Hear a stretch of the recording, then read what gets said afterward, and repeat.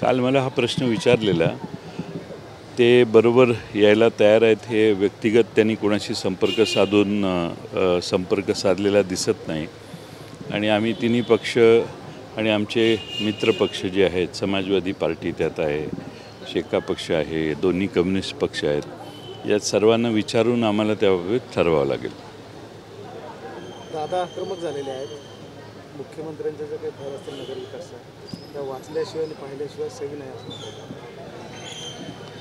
आता मला वाटतं दादांना तिकडे जाऊन दीड वर्ष झालं. अनेक योजना त्यांनी सही करून मान्य केल्या.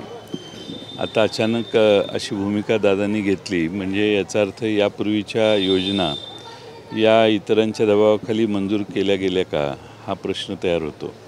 आता दादांचं खरं मत दादा आता व्यक्त करायला लागलेत, ही चांगली परिस्थिती आहे.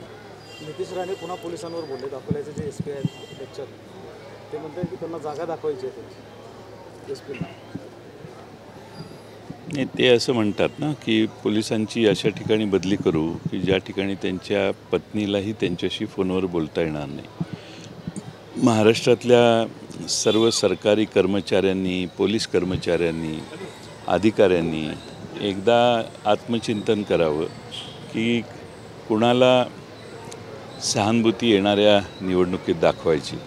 मला असं वाटतं की अशा पद्धतीनं भाषा ज्यावेळी राज्यकर्ते पक्षाचे आमदार करतात त्यांना प्रोत्साहन कुणाचं हे सगळ्यांना माहिती आहे.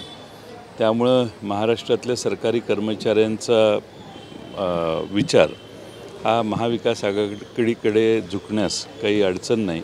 त्यांना लक्षात आलं आहे की चुकीच्या लोक राज्यकर्ते म्हणून आज काम करतात.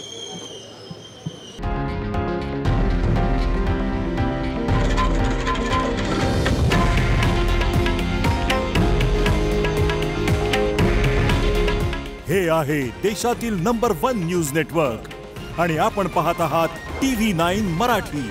काळजी तुमची, हित महाराष्ट्राचं.